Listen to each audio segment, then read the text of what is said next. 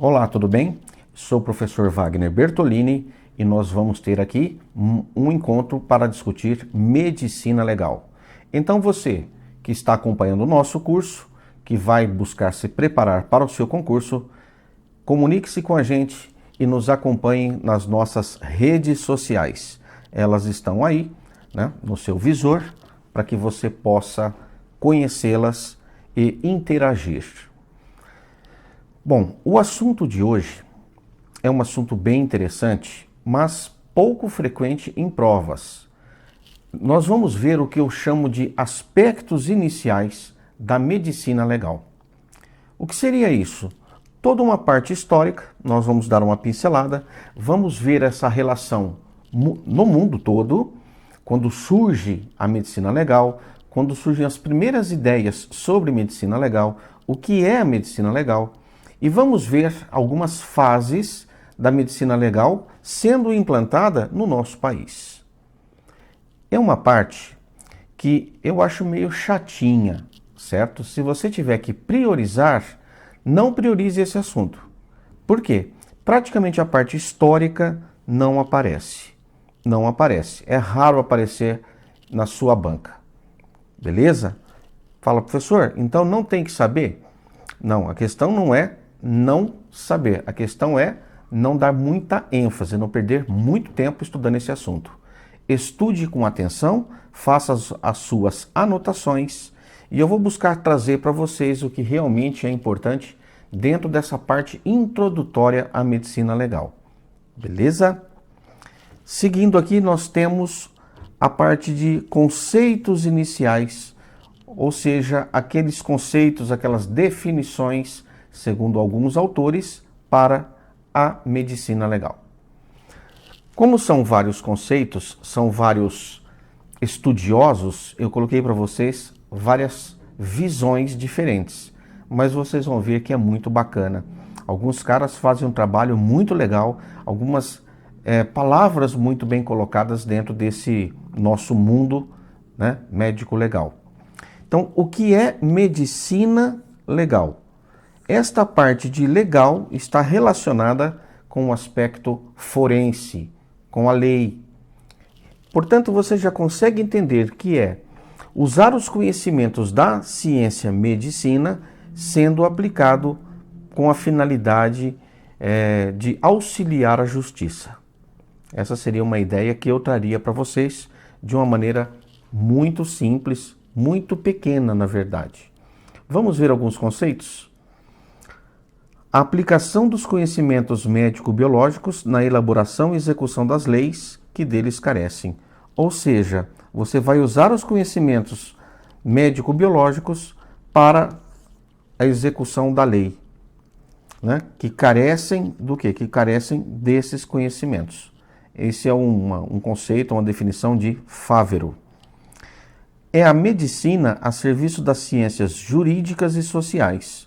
Isso aqui do Genival Veloso França. É o conjunto de conhecimentos médicos e paramédicos destinados a servir o direito. Então, conhecimentos médicos e paramédicos que vão auxiliar o direito, cooperando na elaboração, auxiliando na interpretação e colaborando na execução dos dispositivos legais, no seu campo de ação de medicina aplicada. Conceito de Hélio Gomes. É a ciência e arte extrajurídica auxiliar, alicerçada em um conjunto de conhecimentos médicos e paramédicos e biológicos, destinados a defender os direitos e os interesses dos homens e da sociedade. Gosto muito desse autor, Delton Croce. É a ciência de aplicação dos conhecimentos médico-biológicos aos interesses do direito constituído, do direito constituendo e a fiscalização do exercício médico profissional. Odão Ramos Maranhão. Para Ambrósio Paré, é a arte de produzir relatórios na justiça.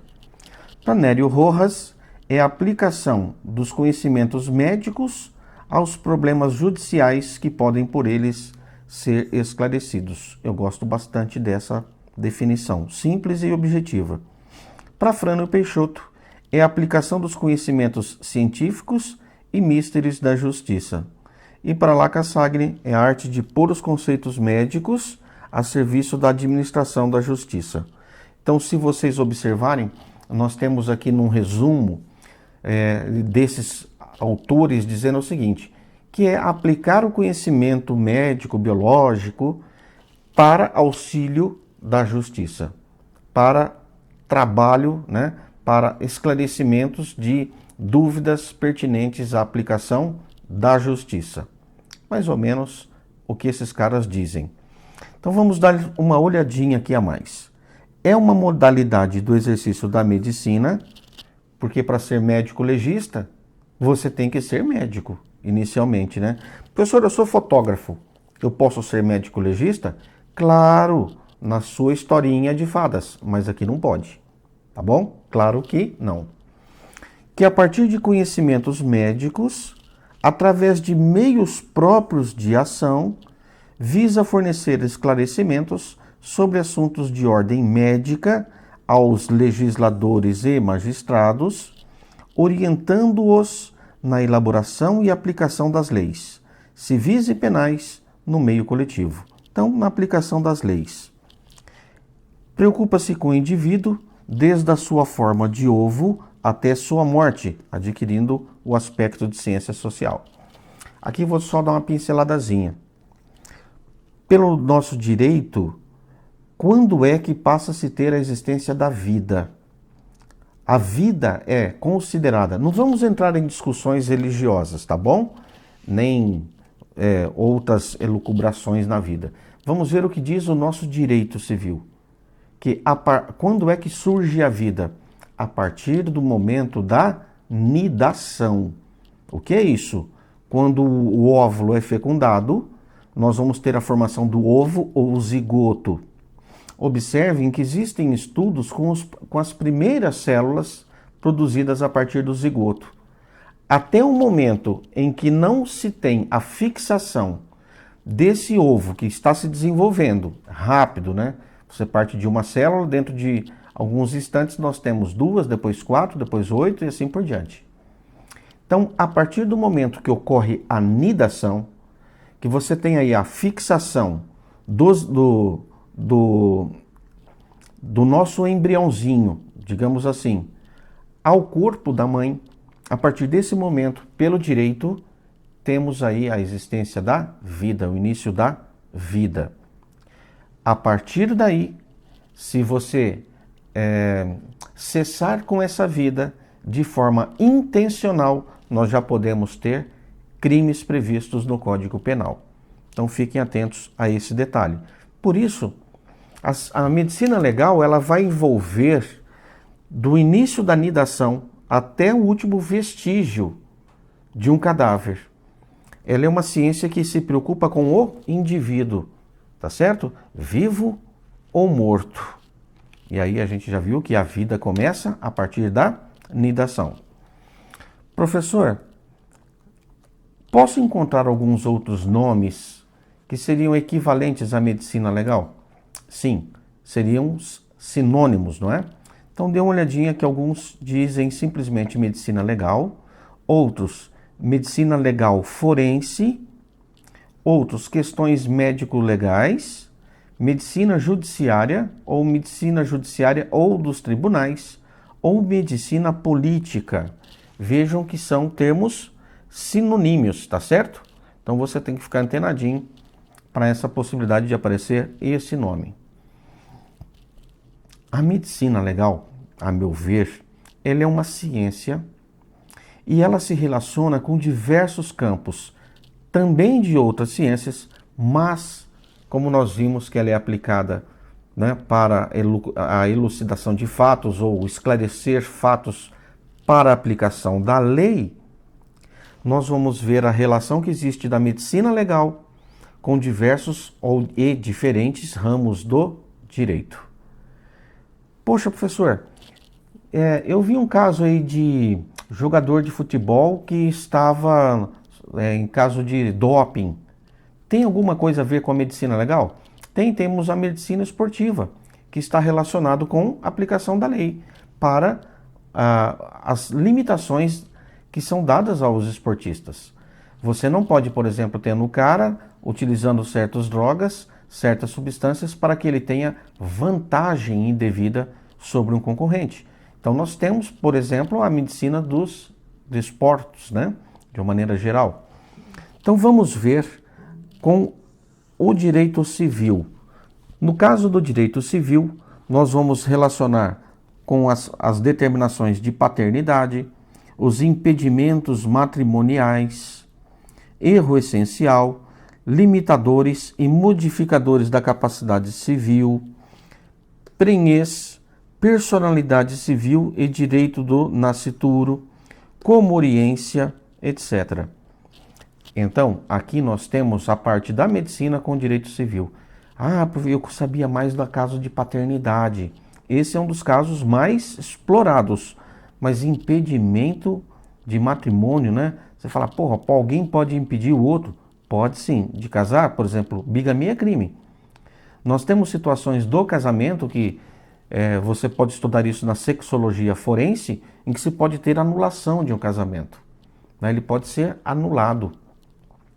Então vejam que existe essa relação com o direito civil. Mas não é só com o direito civil, também com o direito penal.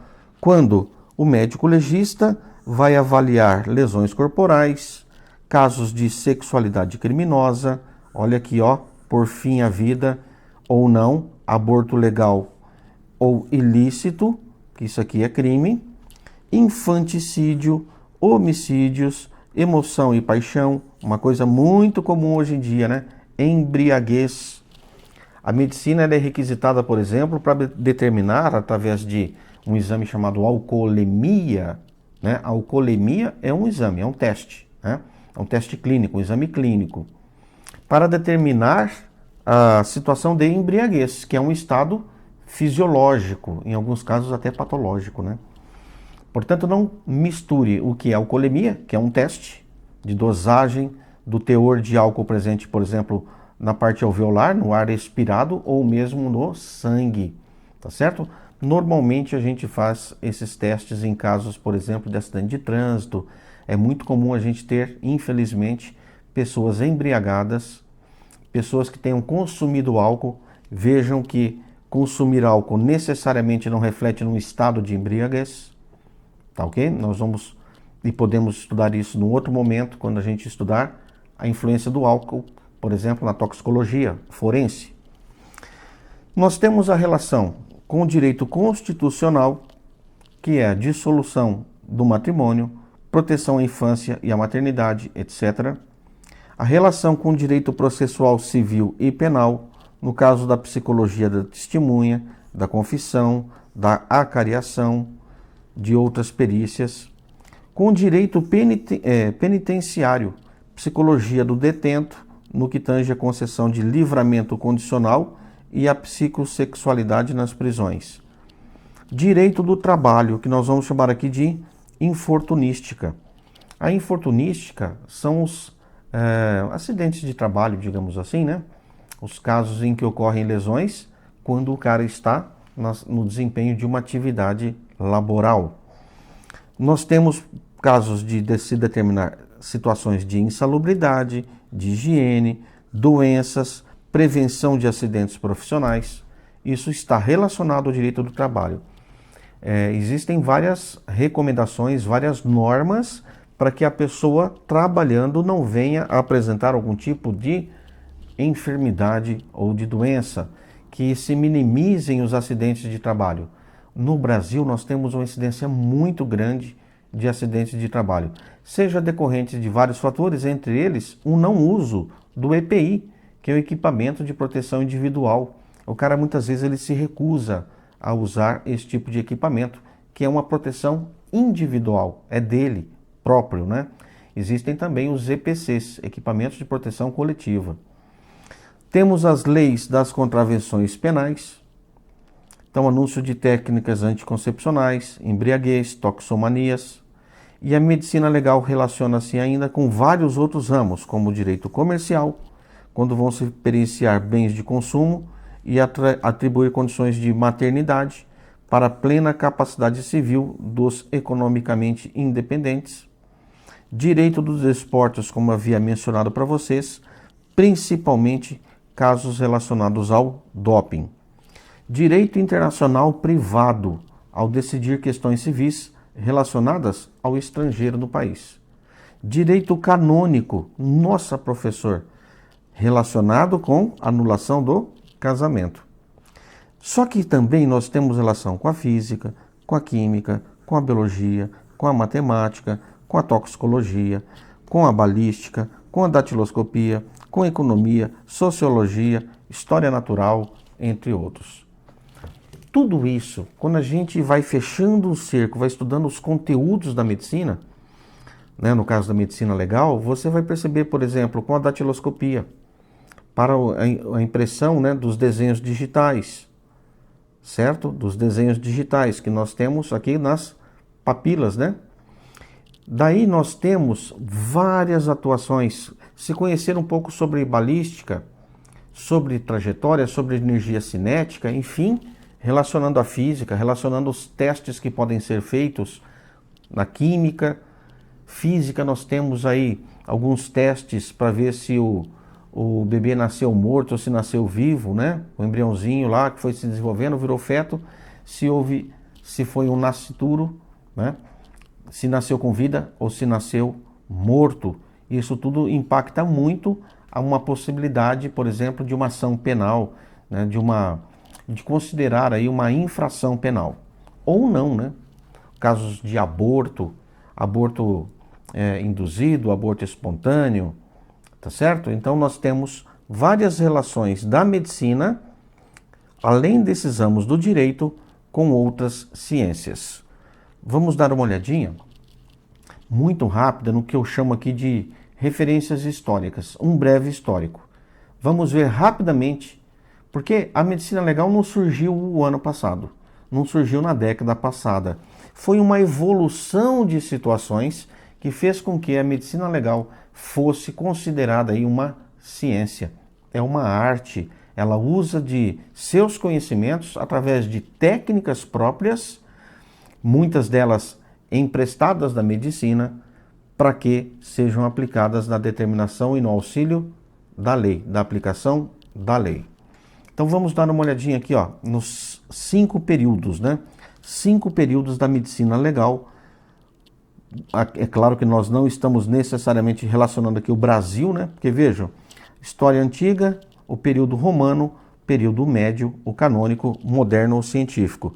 A gente entra mais ou menos por aqui, né? Nossa relevância, digamos assim. O Brasil não tinha essa aplicação da medicina legal até décadas atrás. Então, quando nós estudarmos aqui como foi a evolução da medicina legal para o mundo, depois nós vamos ver uma particularidade para o Brasil. Então, primeiro caso, lá na antiguidade, cara, nós temos muitas histórias. São muitas histórias, muitos fatos, que daria para você ficar aqui meia hora falando, meia hora mostrando para vocês algumas observâncias, né, relativas a essa parte histórica. Mas eu vou trazer só uma pincelada mesmo do que seja o que eu considero mais relevante. Então, no período antigo, caracteriza-se por não haver peritos médicos, sendo os sacerdotes responsáveis pelas perícias. E aí não tinha caráter científico nenhum. Nós temos aqui um sacerdote fazendo aí, vamos dizer, algo semelhante a uma necropsia, tá certo? Mas sem um caráter científico, apenas, digamos assim, mais especulativo, para se analisar, para se conhecer, eu acredito até um pouco mais de anatomia, né, em relação a isso aí. Depois nós passamos para o período romano.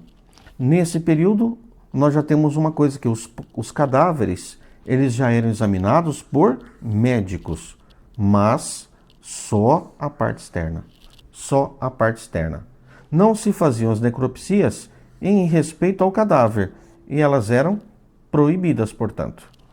Vejam que aqui nós já temos a participação do médico, nós já temos exames no cadáver.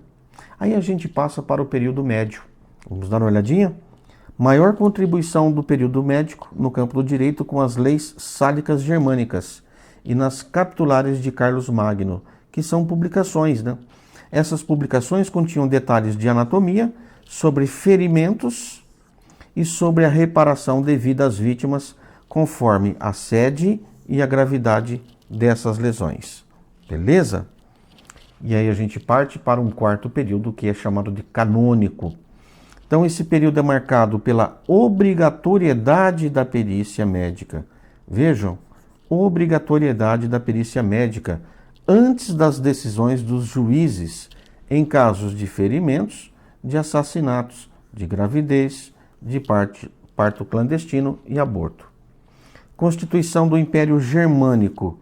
Ele impunha a obrigatoriedade da perícia médica antes da decisão dos juízes. Então ela é considerada como o primeiro documento organizado, né, da medicina judiciária, tornando a medicina legal indispensável à justiça. Quem que era indispensável? A Constituição do Império Germânico.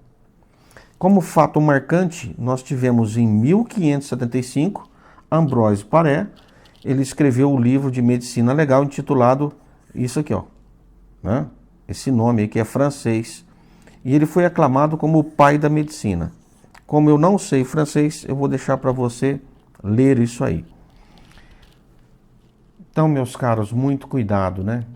Aqui nós temos um fato importante. Tem banca que gosta de perguntar essas coisas. Quem é considerado o pai da criminologia? Quem é considerado o pai da medicina legal? Quem é considerado o pai não sei o que lá? Então eles vão querendo saber quem é o pai, não querem saber quem é a mãe.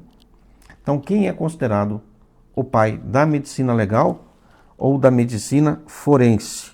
Ambroise Paré, um francês, provavelmente com esse nome, né? 1575. Vejam, porque eu disse que o Brasil nem aparece por aí. Porque a gente estava sendo descoberto, né? Nessa época a gente estava sendo descoberto e o mundo já tinha muita coisa rolado nesse campo. Daí a gente passa a ter o que se chama de período moderno ou período científico. Aqui, moderno ou científico, por causa do conhecimento que é aplicado ao cumprimento das leis. Então dê uma olhadinha. Esse período se inicia em 1602 com a publicação da obra de Fortunato Fidelis. Em 1621, Paulo Zaquias ele fez o verdadeiro tratado da disciplina chamada Questiones Médico-Legales e é considerado o mais amplo daqueles tempos.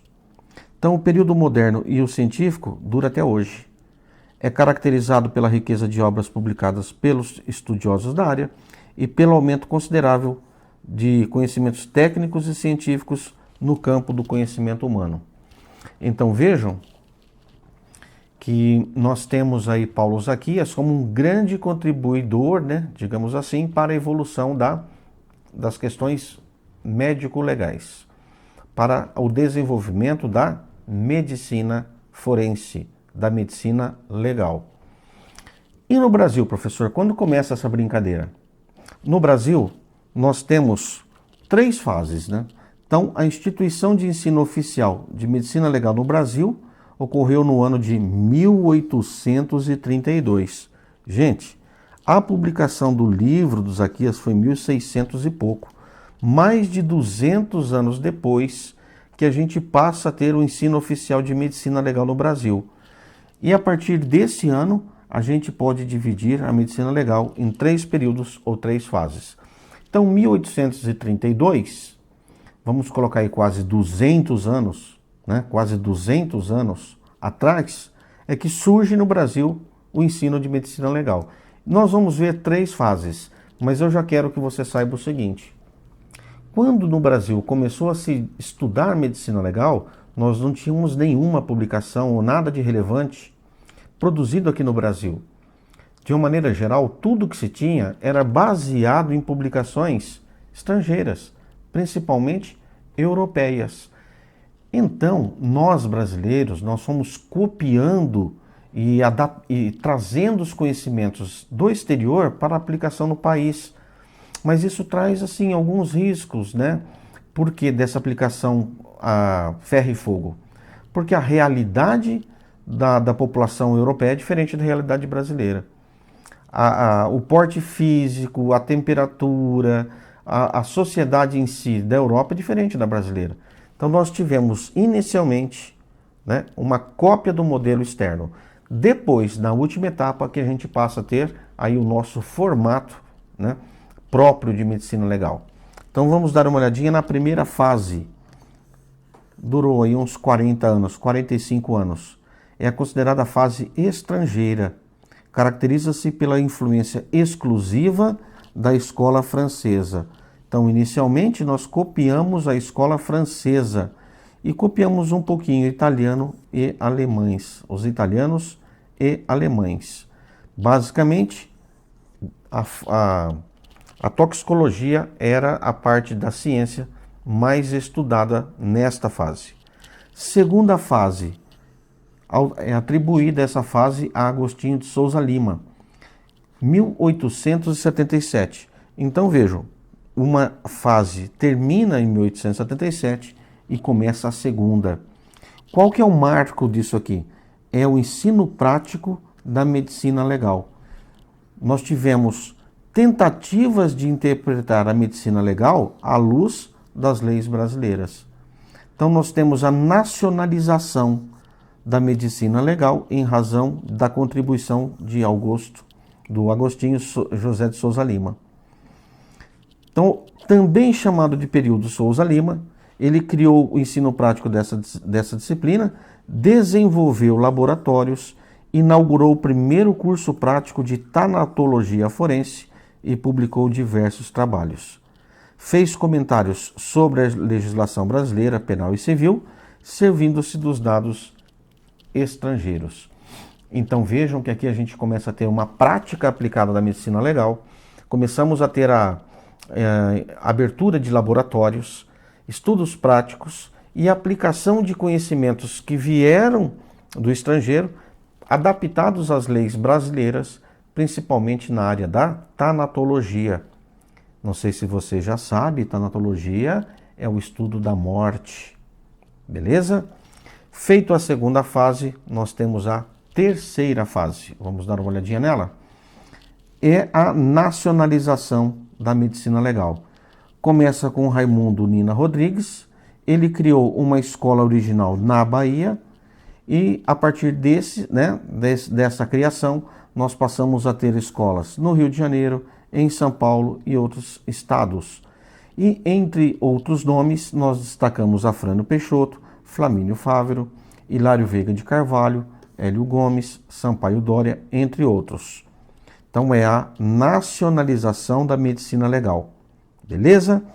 Ele sentiu a necessidade de contestar as doutrinas estrangeiras, as técnicas deles, pois nosso meio, o meio psicológico e social, divergem das que nós temos na Europa, por exemplo, como eu havia mencionado para vocês de antemão.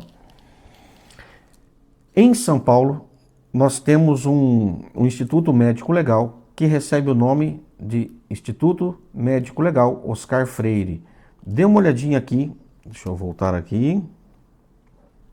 Sim.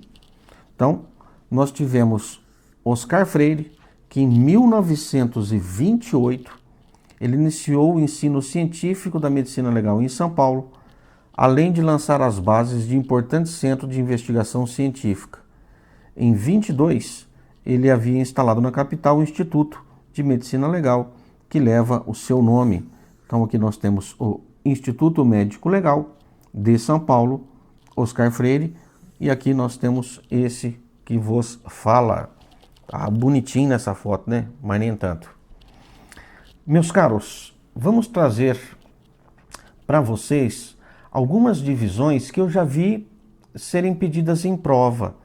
Portanto, é melhor que você já tenha sido alertado dessas possíveis divisões da medicina legal, para que não seja surpreendido.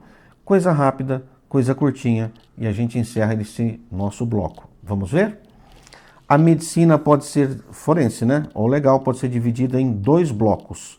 A geral, que trata de direitos e deveres dos médicos, chamada aí de deontologia, que nos remete aos princípios e fundamentos do exercício profissional, que são as normas de relacionamento dos médicos com os colegas, com o paciente, com a sociedade, com o segredo médico, com a responsabilidade médica. e a disseologia, que trata dos direitos. Então aqui uma parte mais restrita à vivência do profissional, né? Ao exercício da profissão. E aqui os direitos legais que esses médicos têm em relação a honorários, representação, tratamento protocolar, etc. E nós temos a divisão da medicina legal, que em vez de geral é chamado de especial. Geral, todos os médicos devem obedecer e ter os direitos da parte geral. E aí, como fica a parte especial? Vocês já vão ver que é muito fácil. O que é essa divisão? São os ramos de atuação da medicina legal. Você que já tentou estudar medicina legal, que já estudou em outra oportunidade, já conhece várias das divisões da medicina legal. Inclusive, várias delas são comuns a praticamente todos os cursos em que envolve a disciplina medicina legal. Vamos lá? Ela se divide em campos, como por exemplo, antropologia. Antropologia trata de questões relativas à identidade e identificação humana. Asfixiologia, referente às asfixias, principalmente esganadura, estrangulamento, afogamento, entre outros. Genética forense, muito associado à determinação de paternidade e também à identificação humana, normalmente por DNA. Infortunística, cuida dos acidentes de trabalho e também dos ambientes de trabalho e das possíveis doenças decorrentes da atividade laboral. A psicologia forense, que estuda o psiquismo da pessoa considerada normal, né, estatisticamente, e as alterações emocionais que podem influenciar nas confissões e testemunhos prestados em juízo. A psiquiatria forense estuda os processos mentais patológicos, particularmente aqueles que podem modificar a imputabilidade, a capacidade civil e a responsabilidade penal. Nós tivemos um caso aí de um cartunista, né, que morreu, foi assassinado, ele matou o Glauco, né, foi morto o Glauco e o filho dele, por um cara que acabou não sendo imputado uma pena, porque julgaram-no incapaz de reconhecer, de ter plena consciência do crime que praticou. Temos a sexologia forense, é uma área muito grande que estuda a sexualidade humana normal, as parafilias que estudam a sexualidade anormal ou criminosa e quando a prática se constitui um crime. A toxicologia forense, que estuda o efeito das substâncias químicas, normalmente venenos ou substâncias chamadas de psicotrópicas, e que, por exemplo, podem até ser empregadas para causar a morte de alguém, né? Ou como drogas de abuso, isso está tipificado no Código Penal.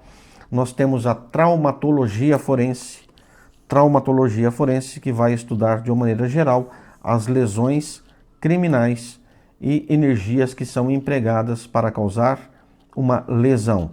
E a tanatologia forense, que estuda o morto, a morte e os fenômenos decorrentes, que a gente chama de fenômenos cadavéricos.